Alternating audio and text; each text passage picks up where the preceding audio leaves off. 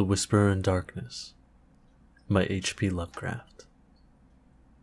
Part 1.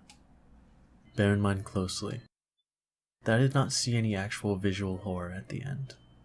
To say that a mental shock was the cause of what I inferred, that last straw which sent me racing out of the lonely Akeley farmhouse in the wild domed hills of Vermont, in a commandeered motor at night, is to ignore the plainest facts of my final experience.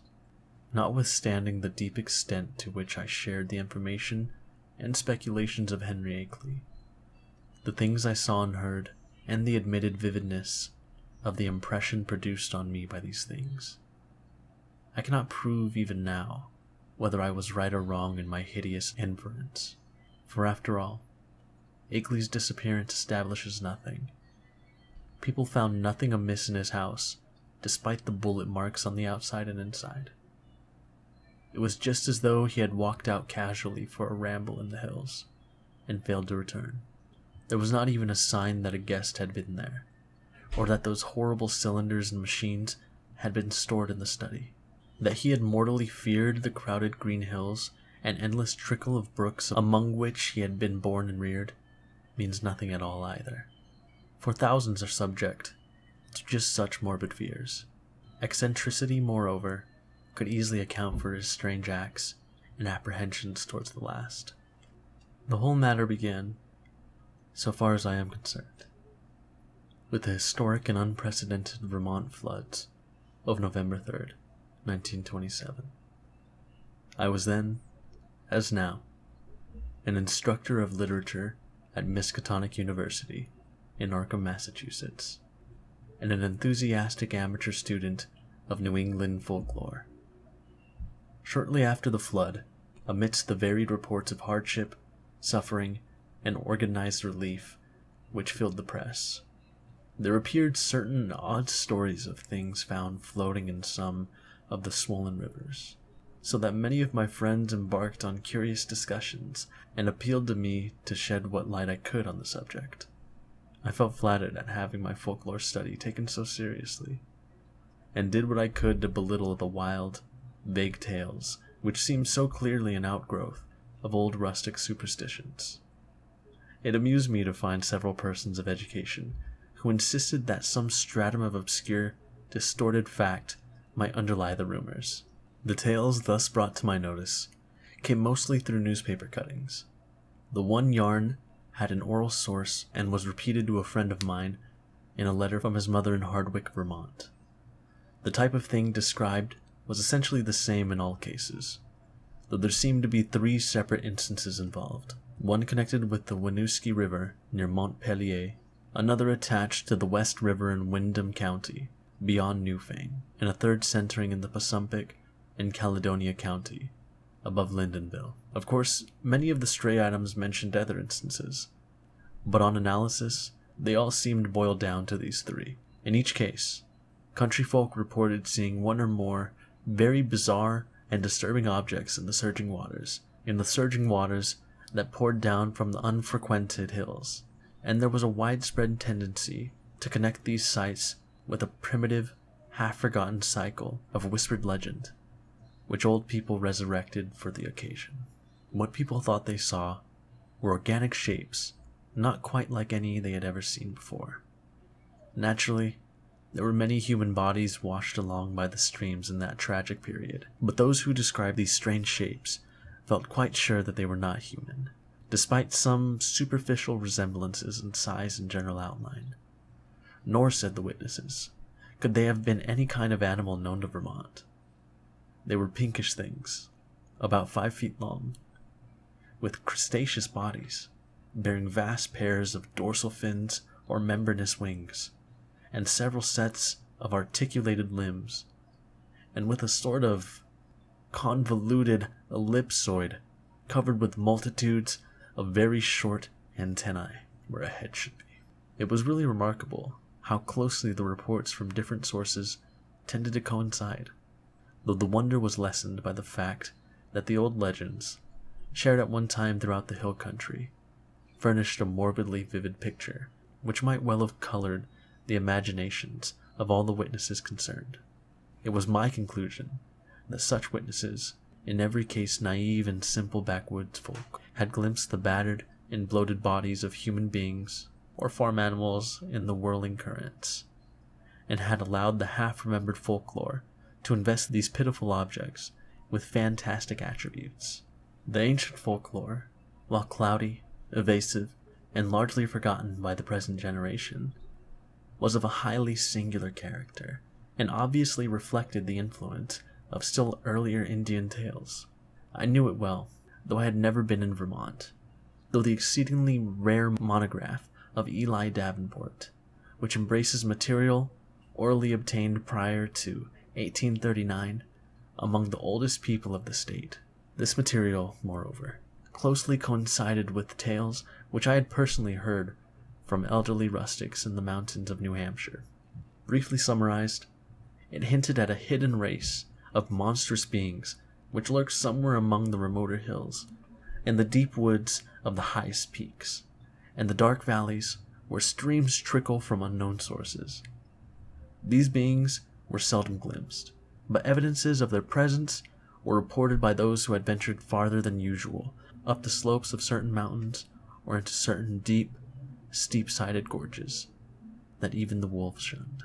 These were queer footprints, or claw prints, in the mud of brook margins and barren patches, and curious circles of stones, with the grass around them torn away, which did not seem to have been placed or entirely shaped by nature. There were, too, certain caves of problematical depth in the side of the hills, with mouths closed by boulders in a manner scarcely accidental, and with more than an average quota of the queer prints leading both toward and away from them, if indeed the direction of these prints could be justly estimated. And worst of all, there were the things which adventurous people had seen very rarely in the twilight of the remotest valleys, and the dense, perpendicular woods above the limits of normal hill climbing. It would have been less uncomfortable if the stray accounts of these things had not agreed so well. As it was, nearly all the rumors had several points in common, averring that the creatures were a sort of huge, light red crab with many pairs of legs, and with two great bat-like wings in the middle of the back. They sometimes walked on all their legs, and sometimes on the hindmost pair only, using the others to convey large objects of indeterminate nature. On one occasion, they were spied in considerable numbers, a detachment of them wading along a shallow woodland watercourse, 3 abreast, in evidently disciplined formation. Once, a specimen was seen flying, launching itself from the top of a bald, lonely hill at night, and vanishing in the sky after its great flapping wings had been silhouetted an instant against the full moon.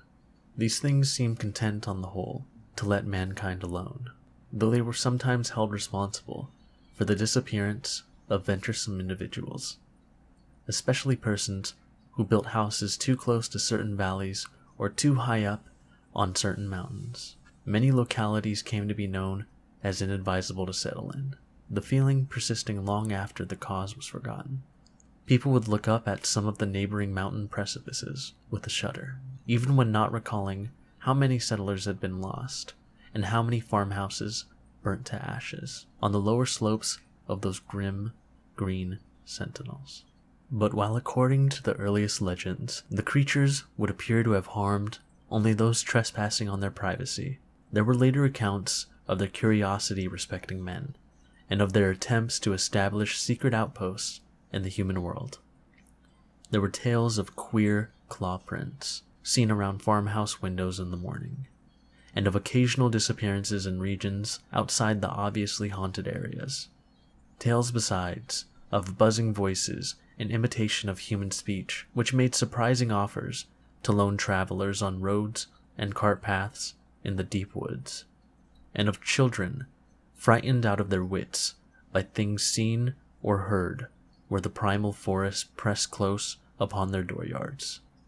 In the final layer of legends, the layer just preceding the decline of superstition and the abandonment of close contact with the dreaded places, there are shocked references to hermits and remote farmers who at some period of their life appeared to have undergone a repellent mental change, and who were shunned and whispered about as mortals who had sold themselves to the strange beings. In one of the northeastern counties, it seemed to be a fashion about 1800 to accuse eccentric and unpopular recluses of being allies or representatives of the abhorred things.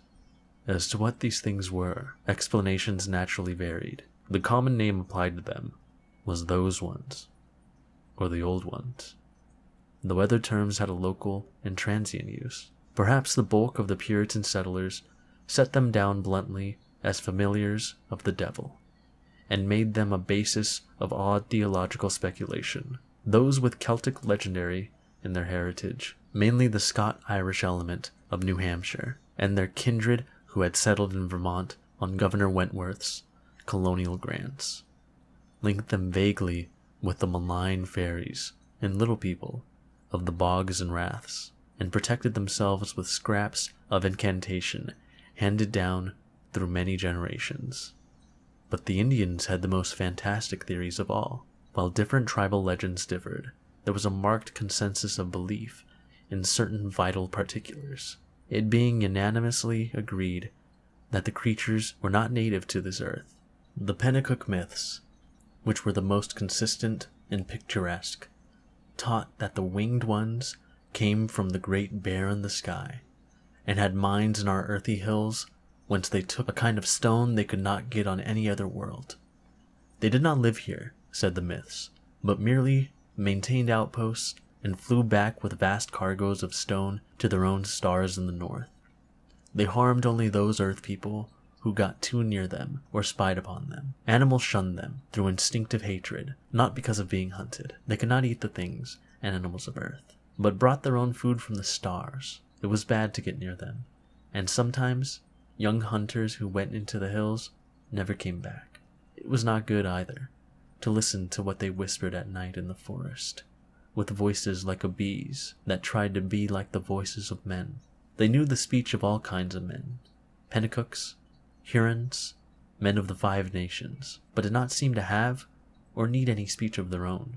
They talked with their heads, which changed color in different ways to mean different things.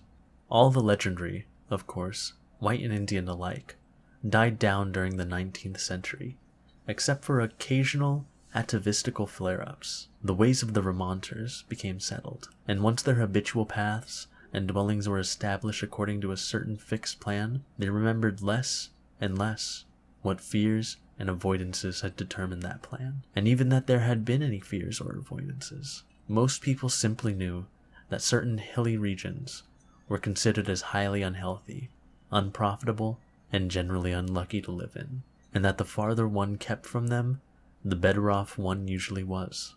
In time, the ruts of custom and economic interest became so deeply cut in approved places that there was no longer any reason for going outside them, and the haunted hills were left deserted, by accident rather than by design, save during infrequent local scares.